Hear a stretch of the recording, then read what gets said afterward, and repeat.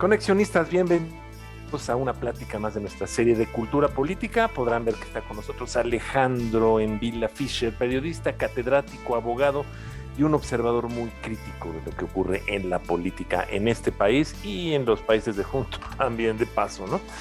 Edgar, ¿cómo estás? Buenas tardes. Armando, Alejandro, ¿cómo están, amigas, amigos de Conexionistas? Pues una emisión más para no dejar suelta la realidad de lo que ocurre en la cancha de lo político en México. Y no hay forma de no hacerlo porque al parecer el presidente de ese país pues nos tiene bastante ocupados y todo lo que está ocurriendo. Y ahora, como lo comentamos en una emisión pasada, parece ser que sale este tema de la reforma electoral en donde las apuestas son a que no va a pasar. Ha habido otra vez la comentocracia haciendo, digamos, puntualizaciones sobre lo que sí podría funcionar, lo que no podría funcionar. Pero para despejar todo eso, Alejandro, cuéntanos qué es lo que viste, si vale la pena, ¿no? Tenerle y dedicarle tiempo, a diferencia de la reforma eléctrica, hacia dónde ves que se vayan las cosas. Ahora sí que la cancha es toda tuya. A ver, buenos días, Armando, Edgar. Un privilegio, como siempre, estar con ustedes, con los amigos del auditorio. Siempre vale la pena dedicarle tiempo, pero creo que hay que abordar el tema de la reforma electoral con escepticismo por una razón muy específica. En mi opinión, y por supuesto que admito puedo estar equivocado, no tiene posibilidades de avanzar, de convertirse en ley, porque el presidente y su partido sencillamente no tienen los votos. Hay quien dice incluso legislativamente este gobierno ya está muerto, se acabó el día que perdió la posibilidad de reformar la Constitución en solitario, y se acabó no porque no pueda hacer alianzas, sino porque el estilo personal de gobernar del presidente,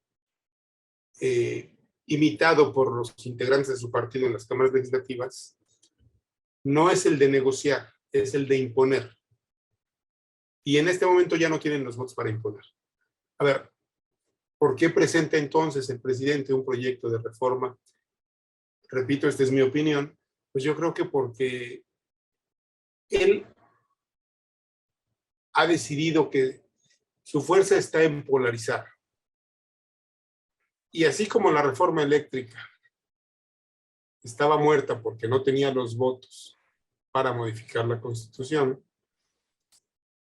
la electoral está muerta, creo yo, y en principio por las mismas razones. Sin embargo, igual que la eléctrica, sí nos va a servir, sí le va a servir, sí le está sirviendo al gobierno para dos cosas. Una, distraer la discusión pública de asuntos verdaderamente trascendentes e importantes que afectan la vida de las y los mexicanos de a pie, no solo de los ricos, también de la clase media y de los pobres, que cada día son más en este país. Y la otra, le sirve también, no solo para distraer, también para polarizar, para agudizar esta que es la estrategia del presidente, en mi opinión, repito, para los siguientes, bueno, para lo que resta de su mandato, que ya no son 3 años, son 2 años y meses.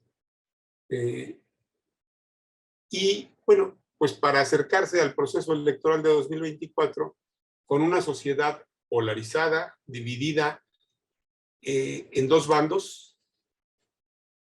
En un momento fueron conservadores y fifís, no son izquierdas y derechas definitivamente, porque nuestro gobierno es bastante de derecha, es bastante conservador. Ahora son patriotas y traidores a la patria. Ese es el nuevo término, bueno, son los nuevos términos, y así dividió la ecuación, ¿no? Los que están conmigo son patriotas, los que están en contra de mis proyectos son traidores a la patria, porque votaron en contra de que la luz, de que el pueblo pagara menos por su recibo de luz. Ese es un discurso.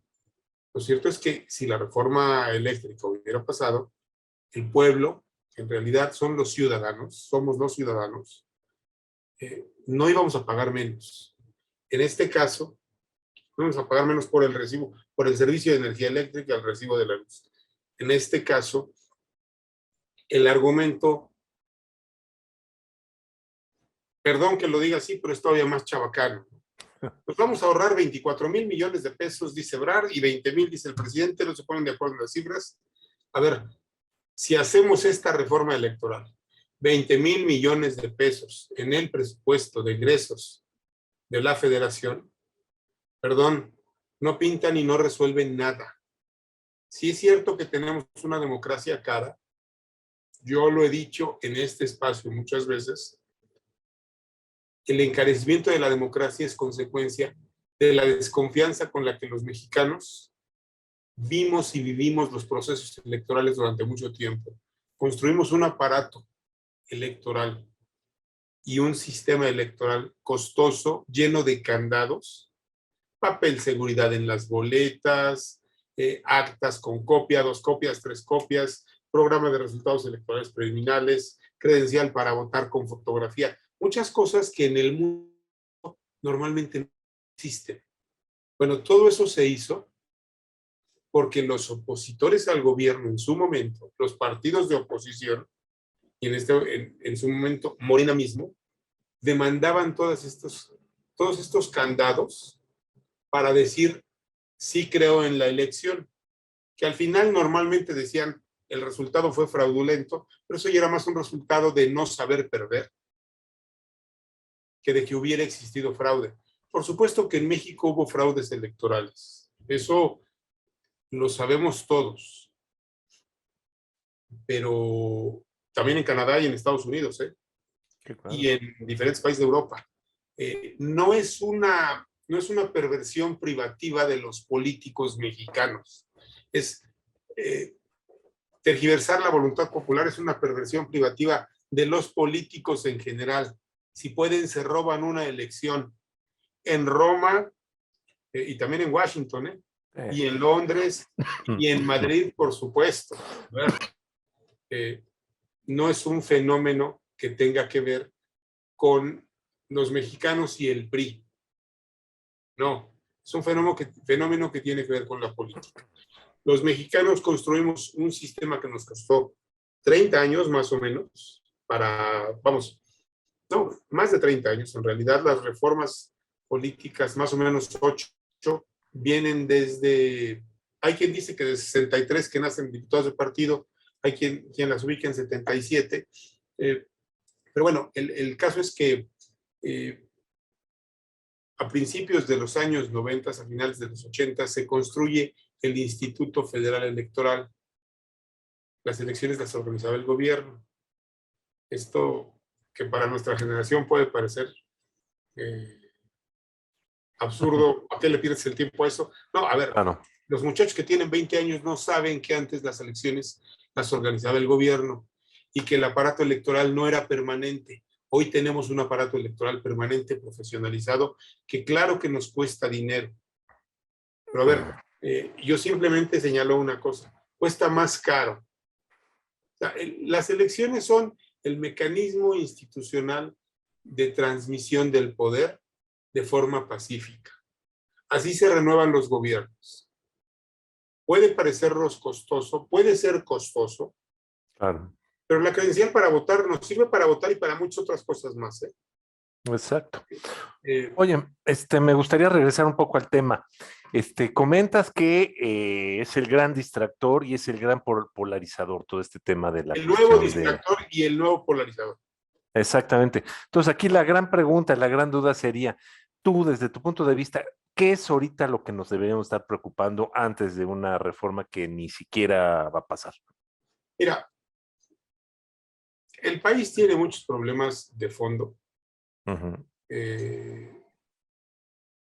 Y vamos a acabar discutiendo la reforma electoral porque el presidente así lo quiere, porque sí es importante dejar claro por qué se defiende al INE ante CIFE. Se defiende por una razón, porque sí funciona, porque sí ha funcionado.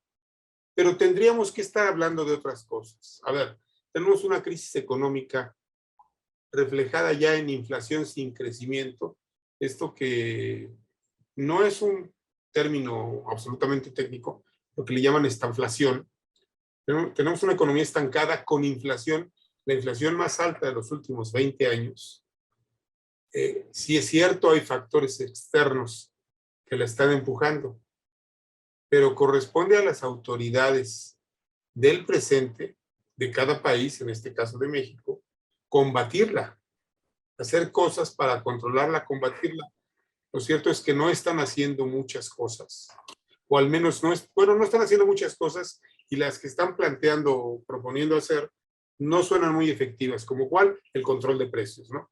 ¿De qué tendríamos que ocuparnos también? Tenemos una crisis de seguridad tremenda, más grande de lo que la tuvimos en el gobierno de Calderón y en el gobierno de Peña Nieto. La violencia y la inseguridad en México se volvieron una constante preocupante. Antes la Ciudad de México decían era una isla, era una ínsula, aquí se vivía tranquilo. Hoy ya no es así. La inseguridad está alcanzando no solo las grandes ciudades de México, la gran ciudad del país, que es la capital de la República, ya también se ve alcanzada. En esta inseguridad hay un fenómeno gravísimo: violencia contra las mujeres. Y ya lo platicamos en algún momento. Hay casos específicos que se vuelven emblemáticos porque reciben la atención de los medios de comunicación. No son los únicos. Hoy día es un peligro para una mujer salir en México a la calle sola. Eso no debería ocurrir. Vamos, tenemos, y es una violencia normalizada, todavía justificada culturalmente, y vamos, ahí están las cifras, ahí están los números. No estamos avanzando en ese, que es un tema de fondo. El presidente tiene un problema grave con entender las demandas de las mujeres. Eso, perdón, lo vuelve a un presidente conservador. Esa es una característica de una persona conservadora. Porque las mujeres no necesitan una palmada y palabras de solidaridad nada más. Necesitan acciones específicas para poder ejercer de ciudadanas de pleno derecho. Y eso no está ocurriendo en México hoy. Otro problema grave, que a mí me parece, no es que los otros sean menos graves, fundamental y gravísimo, estructural y de largo plazo, es esta idea que empuja el gobierno, que creo yo que es el siguiente polarizador, el siguiente gran argumento para polarizar: modificar el sistema educativo nacional. En dos niveles. El nivel de la educación básica, donde hay un subsecretario que parece que es el que parte el queso en la SEP y que impulsa la idea de establecer una educación de corte socialista en México. Marx. Colocar, él dice, porque además suena bonito cuando te dicen, vamos a colocar a la escuela en el centro de la comunidad. Bueno, pues eso puede querer decir muchas cosas y suena atractivo. Y bueno, en este espacio hemos hablado mucho de construir ciudadanía. Y creo que la escuela sí tiene que estar en el centro de la comunidad, pero no es la única institución que tiene que estar en el centro de la comunidad. Y vamos, estando en el centro de la comunidad se pueden hacer muchas cosas.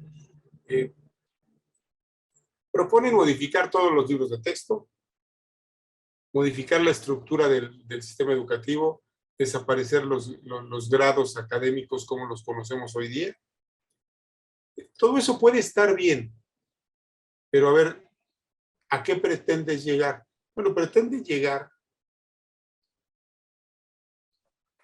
a establecer una nueva cultura social que tiene que ver más con estas ideas socialistas, comunistas de los años 70, de los años 60. Es decir, adoctrinar. Y adoctrinar, a final de cuentas, siempre significa manipular. Siempre. Pretenden eso en contraste con la construcción de ciudadanos libres, de ciudadanas libres. Ese me parece un tema de primer orden. y yo decía en dos niveles. El primer nivel es el de la educación básica. El segundo nivel es el de la educación profesional.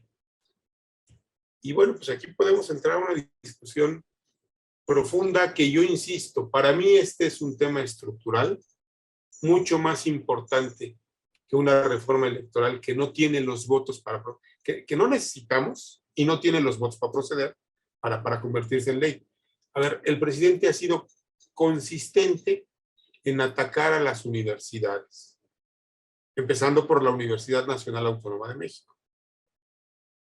Déjame, antes A ver, antes de pasar a esa parte, Alejandro, para cerrar este asunto de la reforma electoral, porque me parece que, según entiendo, ni hay una coma rescatable en la propuesta, pensando en términos de que haya una oferta quizás con riqueza que modifique algo de nuestra cultura política, ni tiene las condiciones políticas para que ocurra, y entonces, tanto en contenido como en forma, no se ve, no se ve para dónde, y entonces eso nos lleva a pensar que, como dices, pues esto es una cortina de humo, y entonces si entendí bien, su objetivo es contribuir otra vez a su retórica, a la manera en que está manejando su agenda, a todo este control que ya sabemos. Entonces, por lo tanto, ese tema lo podemos agotar ahí, porque no tiene más asideros y más, vamos, encontrarle las esquinas al círculo como que no tampoco, ¿no? mira, perdón que te interrumpa, hay una parte que yo rescataría de la reforma, Ok, que es impulsar el voto electrónico. ok, El problema es que es un elemento positivo entre muchos elementos negativos. se diluye. Entonces, o sea, se diluye totalmente, vamos. Yo sí creo en el voto por Internet. Yo creo que esto nos puede ayudar a abaratar las elecciones, Sí, claro. pero no creo en todas las otras partes que trae la reforma, que son mecanismos para sobrerepresentar al partido en el poder, que son mecanismos para acabar con el sistema de partidos competitivos que hoy sí tenemos. Y ahí están los resultados que lo demuestran. Puede ser perfectible, es perfectible, y a los partidos hay que exigirles mucho, pero tenemos un sistema de partidos competitivo, tenemos 3 alternancias ya en México, a nivel gobierno federal, y prácticamente queda creo que un par de entidades federativas, una es Hidalgo, que no han tenido, una es Hidalgo y la otra es Coahuila, creo, que no han tenido alternancia a nivel estatal. La van a tener próximamente. Por lo menos Hidalgo estoy seguro de que este año va a tener alternancia, a lo mejor me equivoco, pero bueno, son 2 de 32 entidades federativas. Entonces, tenemos un sistema competitivo, dice el clásico, que hay que componer aquello que está descompuesto. Nuestro sistema electoral no está descompuesto. Creo que es el mejor que ha tenido México en su historia, porque lo queremos cambiar. Los cambios a los sistemas, al sistema electoral, las reformas electorales, siempre han venido de demandas de la oposición, nunca de proyectos de demandas del gobierno. ¿No les parece extraño que hoy venga del gobierno este proyecto de cambio y que la oposición no lo acompañe? ¿Por qué? Porque no va a contribuir a la democracia. Entonces, tiene esa parte positiva entre muchísimos negativos. Yo creo que no vale la pena entrar a discutir las particularidades, que tiene muchas, porque no va a pasar y porque lo único positivo que propone no es suficiente para compensar todos los negativos que trae. Yo ahí la dejaría.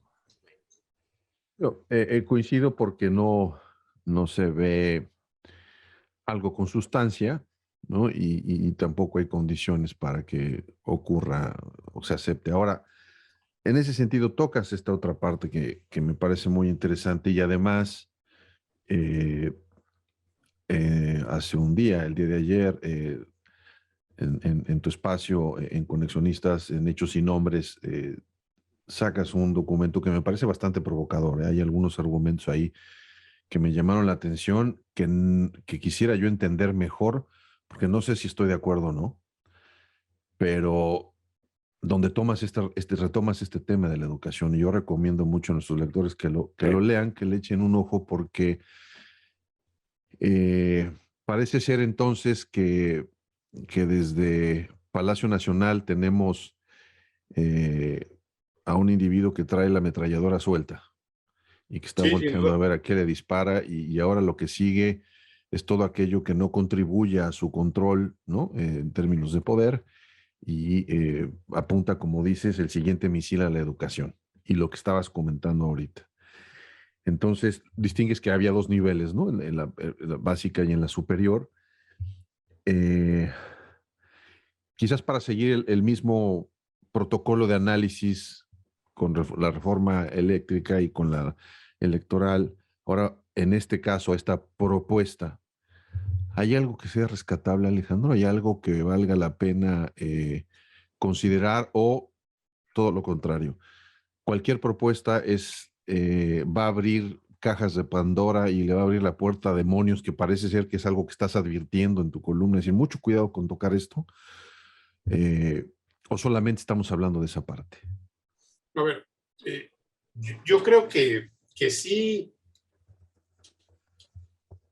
sí debemos tener mucho cuidado cuando hablamos del tema educativo y cuando se desarrollan políticas públicas en materia educativa,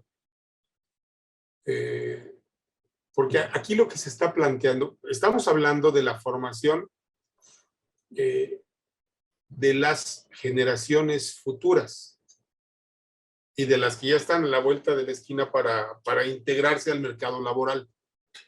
O sea, de los niños, de los jóvenes, de los universitarios. Estamos hablando de eso. ¿Sí? Creo que es delicado, es importante. Puntualizaría primero, para seguir el mismo protocolo de análisis. A ver, estas reformas sí pueden darse a cierto nivel, el nivel de educación básica, incluso sin pasar por la Cámara de Diputados. Esto no necesita pasar por la Cámara de Diputados. Es atribución del Poder Ejecutivo, a través de su Secretaría de Educación Pública, donde está el subsecretario Concheiro, modificar programas y planes de estudio, modificar libros de texto, modificar contenidos de los libros de texto, de los programas y planes de estudio. Esa no es atribución del Poder Legislativo. No necesita una reforma. Y en todo caso, modificar la estructura organizativa de la Secretaría de Educación Pública también es atribución del Poder Ejecutivo, porque es una dependencia del Poder Ejecutivo. Hay una Ley General de Educación, que esa sí podría modificarse por vía legislativa, pero para modificar los programas de estudio no necesitas modificar la Ley General de Educación. Pero si necesitas modificarlo, es una ley secundaria. Esa se modifica con una mayoría simple, que Morena, con sus aliados hoy, sí tiene. Si necesitaras modificar la Ley General de Educación.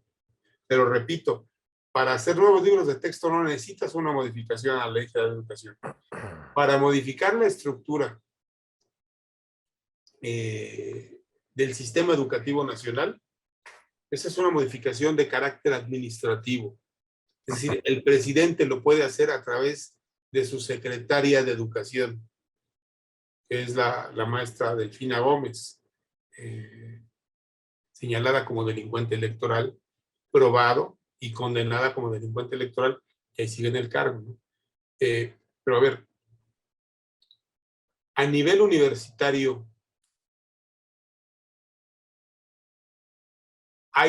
en el caso de la UNAM, hay una ley orgánica de la UNAM que puede modificar el Congreso. ¿Sí? Y hay un candado de seguridad a nivel constitucional. La autonomía universitaria tiene una base constitucional. Esa, si ustedes recuerdan al inicio del sexenio, cuando el secretario de Educación Pública era Esteban Moctezuma Barragán, un día apareció una reforma constitucional, un proyecto de reforma, que simplemente suprimía el párrafo donde está sentada la autonomía de las universidades, de las universidades que son autónomas, que no son, a ver, no todas las escuelas de educación superior son autónomas. Ujú. El Politécnico no es autónomo. No, El director del Politécnico lo nombra el presidente de la República. El Poli no es autónomo y es la otra gran escuela de educación superior de México. ujú.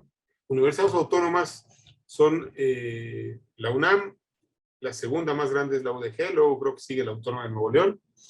Son más o menos 23 o 26 universidades autónomas. Son las universidades públicas grandes.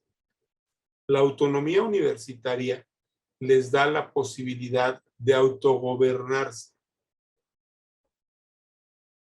Eso es lo que les permite.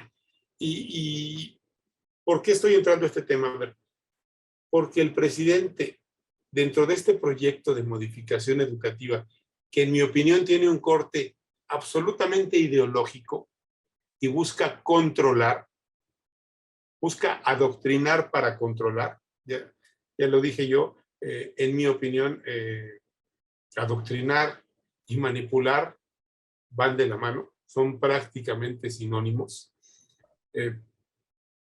Ha llamado a los estudiantes y a los universitarios en repetidas ocasiones, no es una vez, no es un discurso, a tomar en sus manos la modificación, la reforma de sus instituciones educativas, porque el presidente dice que la UNAM por delante, pero las universidades se entregaron al neoliberalismo. Otra vez este discurso de buenos y malos que ahora son patriotas y traidores a la patria. Ahora ya no eres neoliberal, eres traidor a la patria, ya no eres fifí, eres traidor a la patria.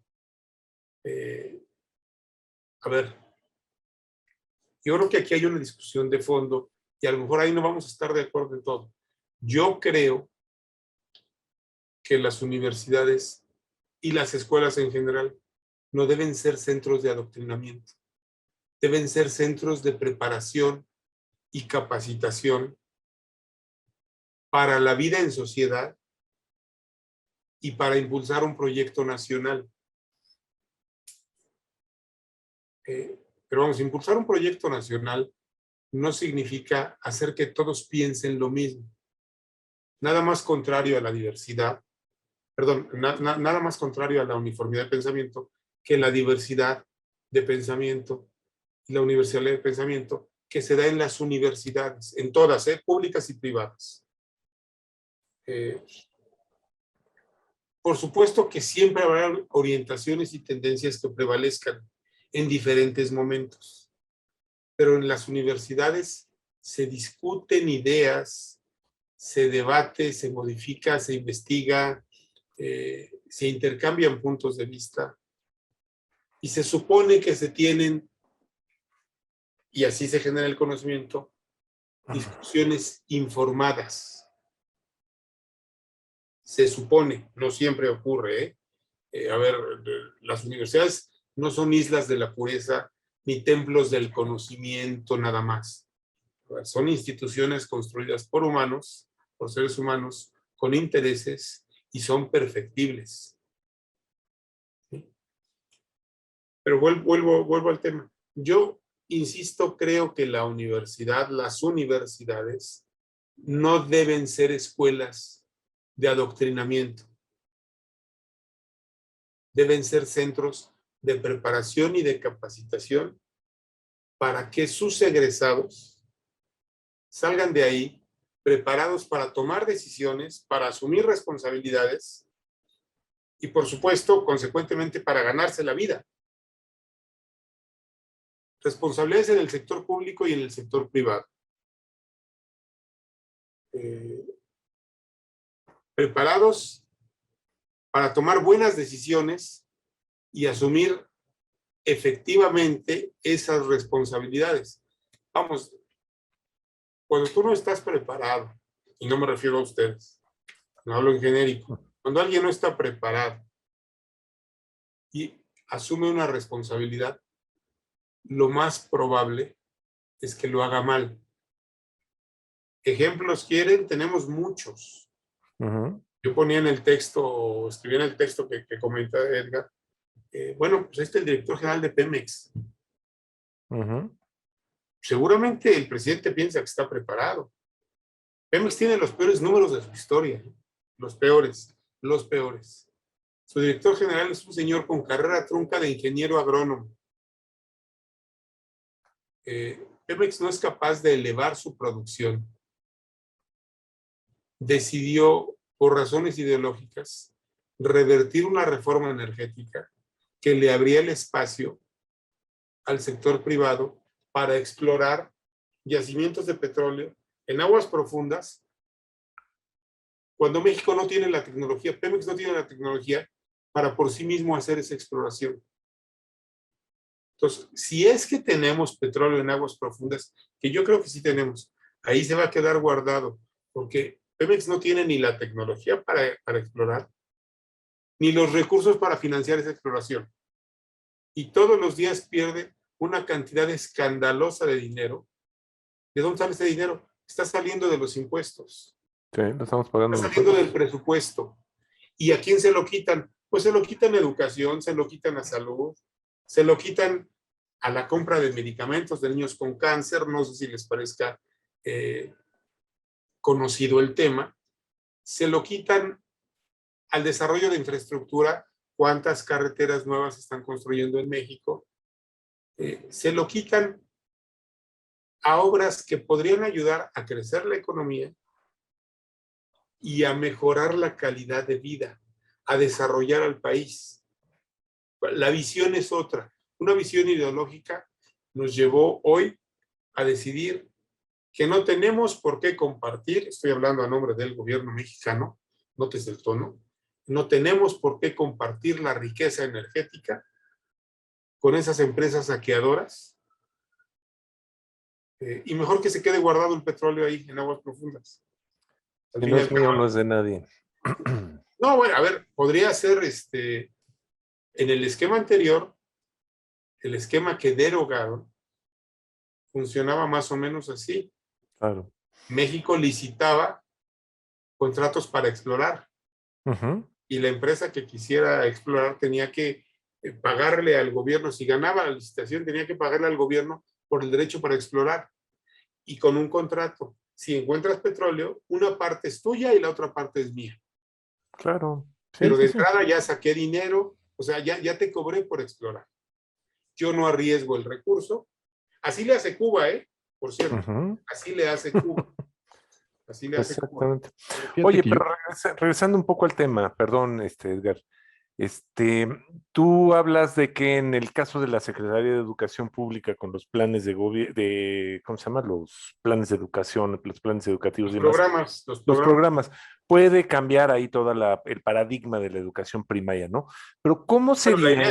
La idea es esa. Sí, por eso, pero, o sea, tiene una ley, es una ley que tú le vas a imponer y obviamente esa ley se tiene que acatar, etcétera, etcétera. Pero a lo que voy yo es a nivel profesional, a nivel universidades, ¿cómo se va a imponer ahí? ¿Qué es lo que va a pasar o qué es lo que tendría que pasar?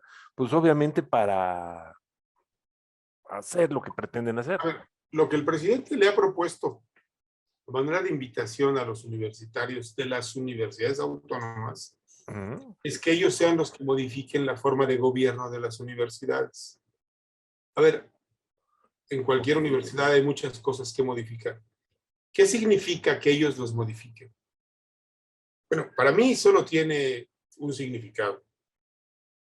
Muchachos, hagan un paro, hagan una huelga, derroquen al rector y modifiquen el esquema de gobernanza de su universidad. A ver, eso ya ha pasado en México. De hecho, varias universidades autónomas en el país han vivido de huelga en huelga, de paro estudiantil en paro estudiantil. Han hecho normalmente, han provocado las renuncias de rectores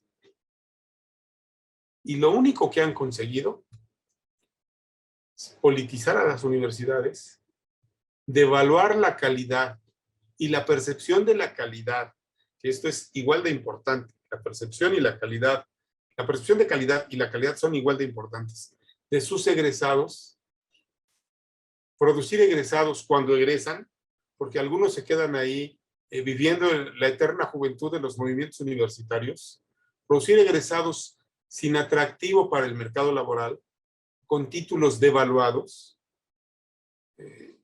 Todos hemos escuchado la historia triste, ¿no? Del taxista que tiene título universitario. Pues habría que ver por qué el universitario trabaja de taxista, ¿no? Yo creo que tiene más que ver con que tiene un título, pero no tiene las habilidades para trabajar como ingeniero, como abogado, como químico o como médico, pero egresó de una universidad que le dio un título. Vamos, habría que analizar en qué condiciones egresó y cómo estaba esa universidad cuando salió. Hoy día yo les puedo hablar, porque además trabajo en ella, de la Universidad Nacional. Hay carreras específicas de la Universidad Nacional que están rankeadas entre las mejores del mundo. Del mundo mundial, para que me entiendan. A ver, no solo derecho, que derecho quizás sea como facultad la que está más adelante de todas, en el ranking mundial que hace esta empresa inglesa, el QS World University Ranking. A ver, hay otras carreras de la Universidad Nacional que derecho está en el número 25, 29 del mundo.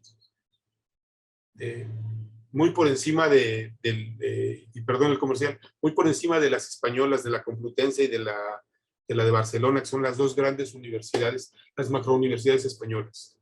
A ver, hay otras carreras, una o dos ingenierías, que están de la UNAM, que están entre las 10, 15 mejores del mundo. ¿Eso qué significa? Que quien egresa de esa carrera tiene posibilidades reales de incorporarse al mercado laboral.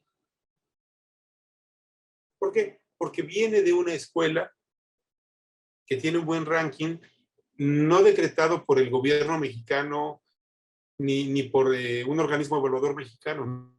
A ver, por la principal empresa que se dedica a esto en el mundo, que tiene base en Londres. Yo sí soy un convencido de que las universidades les sirven a los muchachos abiertas y funcionando. Funcionando, es decir, dando clase, titulando jóvenes, promoviendo la investigación, promoviendo el debate público, asumiendo posición sobre los grandes problemas nacionales. Yo, no creo en esta posición del presidente López Obrador, que dice que las universidades se entregaron al neoliberalismo. A ver, muchas de las mayores críticas al gobierno de Fox, al gobierno de Cedillo, al gobierno de Fox, al gobierno de Felipe Calderón y al gobierno de Peña Nieto, vinieron de las universidades públicas y privadas, públicas y privadas. En esa parte, Alejandro, coincido porque me parece que hay, por lo menos esta propuesta está motivando una conversación un poco miope, corta. Es decir, otra vez nos estamos fijando en aquello que Palacio Nacional quiere que nos fijemos. Te voy a decir que no vi. Yo creo que difícilmente habrá alguien que esté en contra de lo que representa la educación para la mejora de la vida de alguien, ¿no? Y me refiero a educación en su conjunto. Así es. Formación. Pero ahí habrá una avenida que quizás tendremos que discutir después sobre entender muy bien esto de la meritocracia, porque a mí también me parece que la meritocracia se queda corta. Yo no creo, o yo soy uno de los que no creen, que solamente la preparación te va a garantizar empleo, te va a garantizar. Yo creo que ahí son las relaciones, es la clase social a la que perteneces, una serie de condiciones alrededor de la educación que se consolidan cuando tú vas a unas universidades de élite, como dices, que sean públicas o privadas. Pero eso es otro tema. Creo que en el caso de México, algo que no vi, y yo me quedé como que con una segunda entrega de tu columna. Dije, esta es la primera parte y ya viene la segunda. Y mañosamente estoy poniéndote la trampa para que escribas sobre eso. Es que Comprometiendo.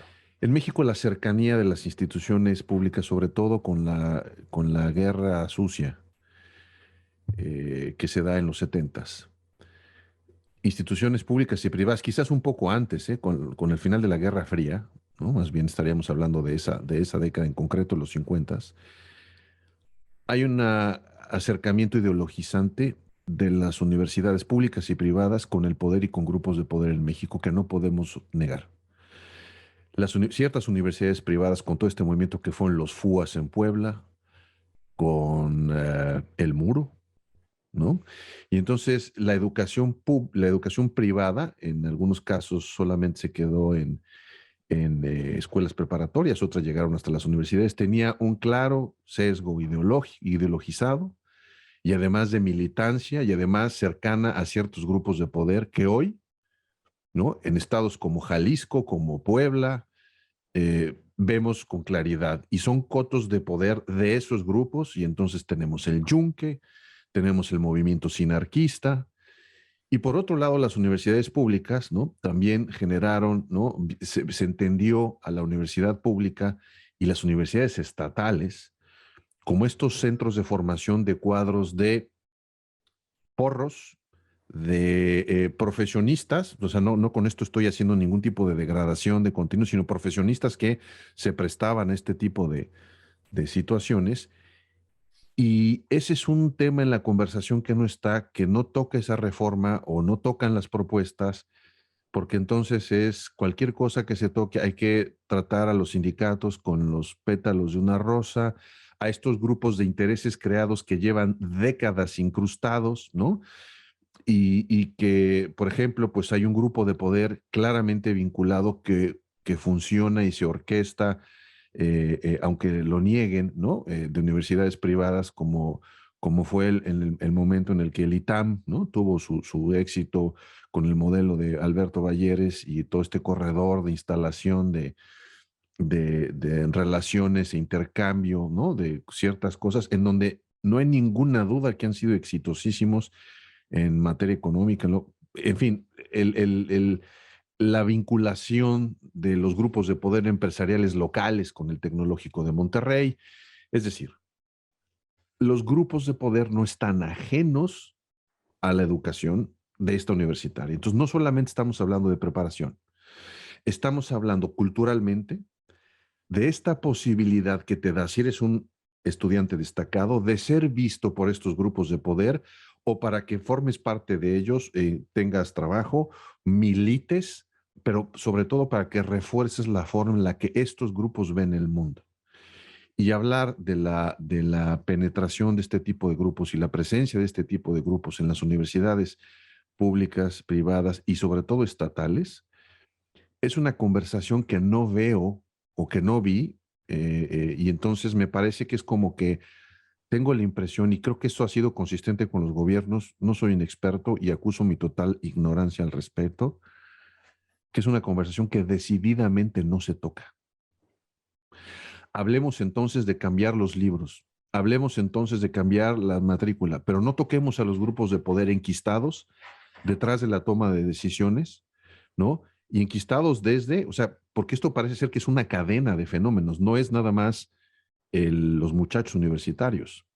Son los muchachos universitarios con fuerzas externas, con grupos al interior de todas estas universidades. No quiero yo afirmar con esto que estamos hablando de que no exista una universidad ajena a este fenómeno en el caso mexicano.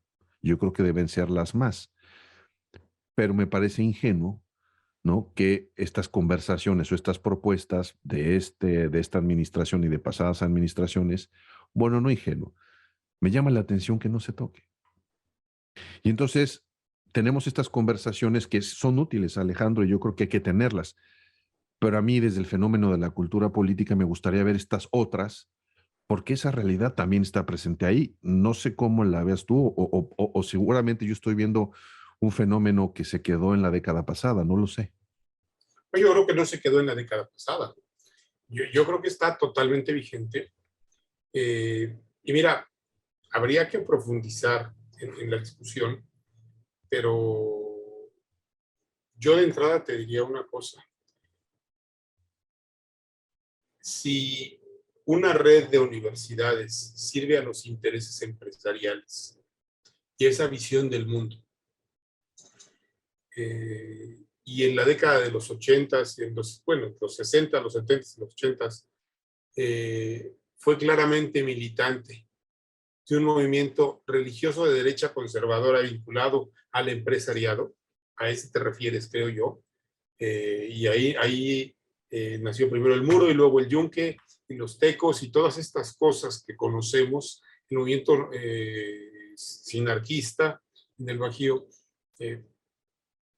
Si esa red de escuelas privadas básicamente, que empezaron siendo secundarias preparatorias y luego se abrieron a universidades en esos mismos años, se vinculó exitosamente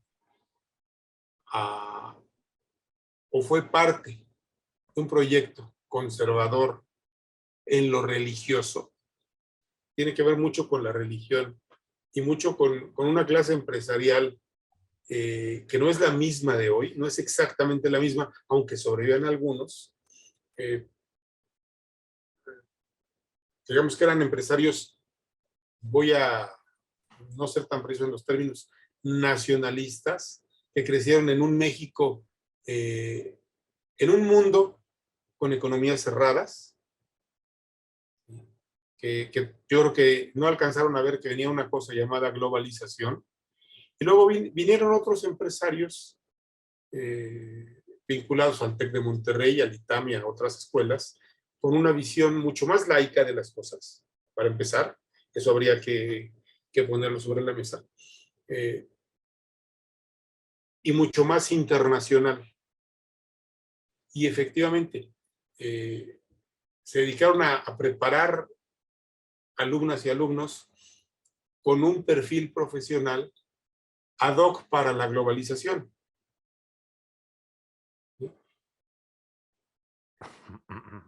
¿Qué pasó con las universidades privadas en ese tiempo? Bueno, primero en los 70s, vinculado al movimiento de 68 y a todos los traumas psicológicos que le dejó a la sociedad el trágico movimiento de 68, las universidades públicas aparecieron peleadas con el gobierno y peleadas con el capital. Y se volvieron durante algunos años escuelas de cuadros de una izquierda que en México era marginal.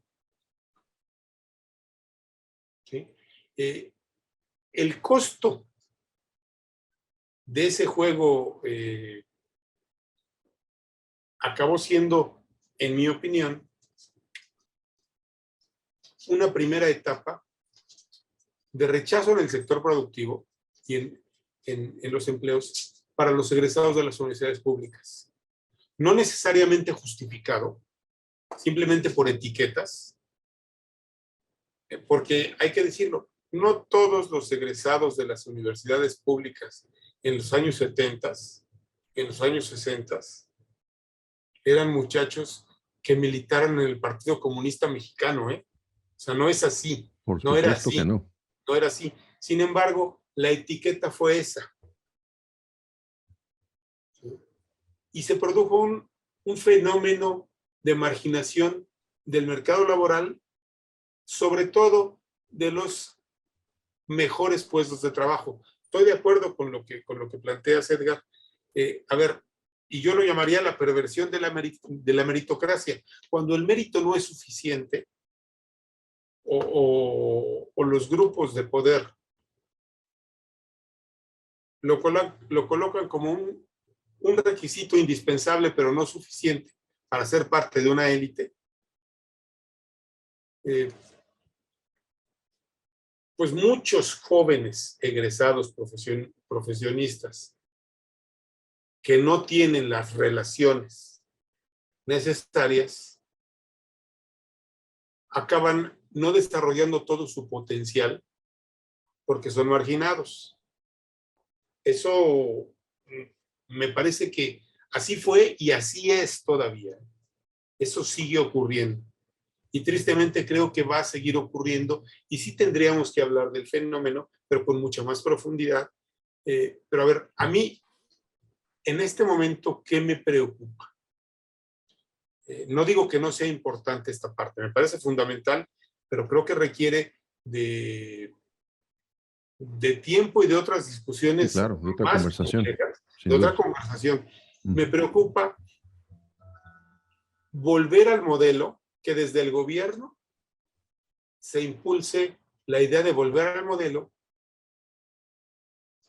que además, a ver, no solo es trasnochado, es equivocado, de hacer de las universidades públicas escuelas, centros de adoctrinamiento.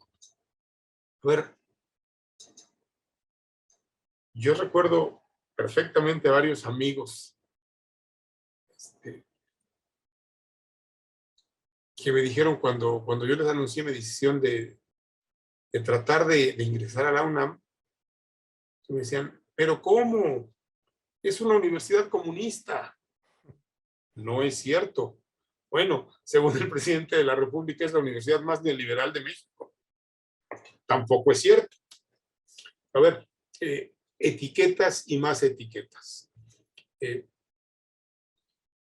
A mí me preocupa que se regrese a esa estigmatización porque desde el poder se esté promoviendo, impulsando hoy, desde la tribuna de la conferencia mañanera, se esté promoviendo, se esté invitando a los muchachos a tomar en sus manos la transformación de sus escuelas para rescatarlas del neoliberalismo.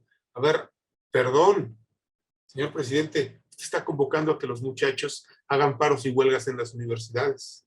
De entrada, Sí, de entrada.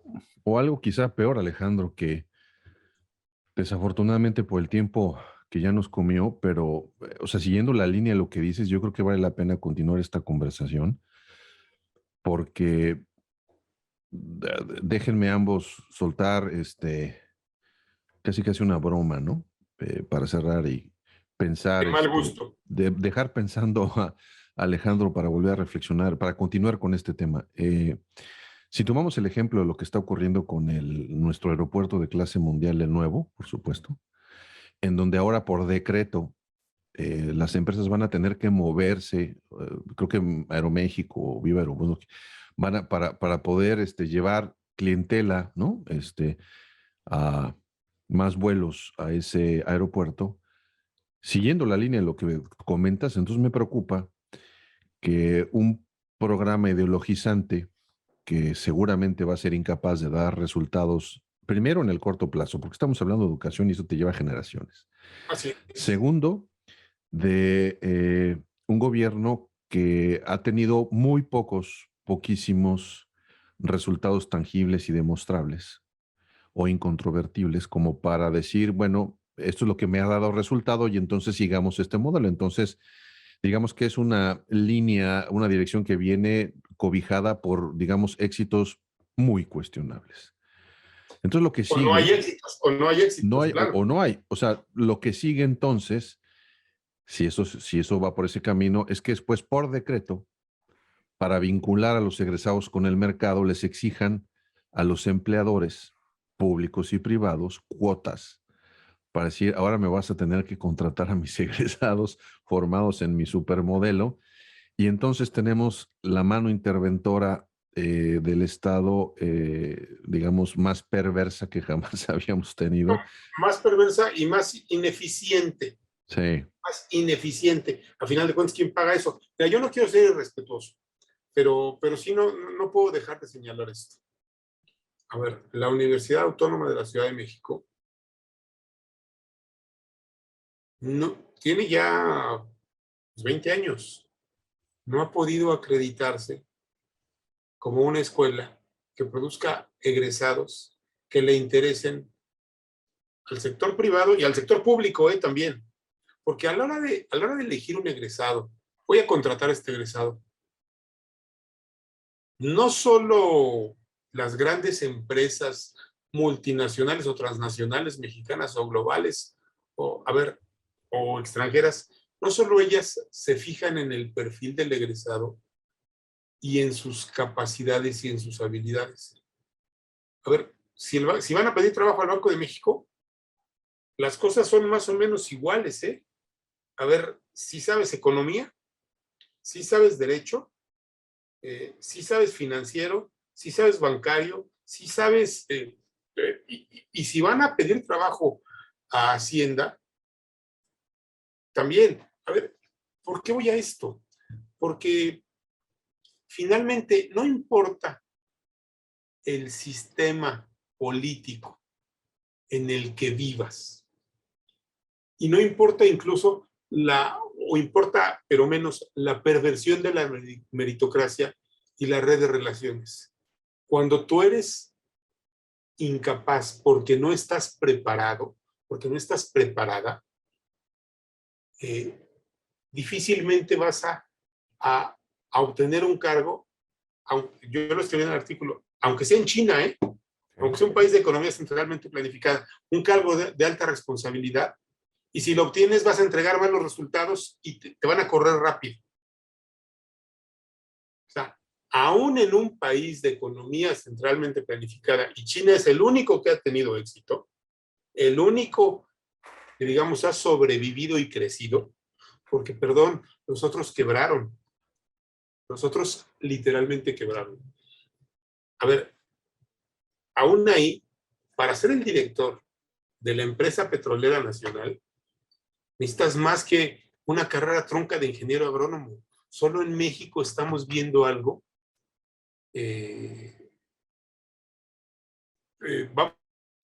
tan bizarro, como que un ingeniero agrónomo con carrera trunca dirija Pemex, y yo creo, me puedo equivocar, que eso sí tiene que ver con los resultados tan pobres que Pemex hoy le está entregando a México. ¿Por qué? Porque está la ideología por delante de la eficiencia. O sea, y ahí, perdón, podemos tener un sistema democrático, autoritario, comunista, socialista, dictatorial, el que tú me digas. Si tú pones la ideología por delante de la eficiencia, vas a acabar generando pobreza en lugar de riqueza. Y si generas pobreza, no vas a poder repartir riqueza. Me queda perfectamente claro que generar riqueza no es suficiente, no es lo mismo que mejorar las condiciones de vida de todos. Pero también me queda perfectamente igual de claro que si no generas riqueza, puedes equilibrar las condiciones de vida hacia abajo de todos, nunca hacia arriba. ¿Por qué? Porque tú no puedes dar lo que no tienes.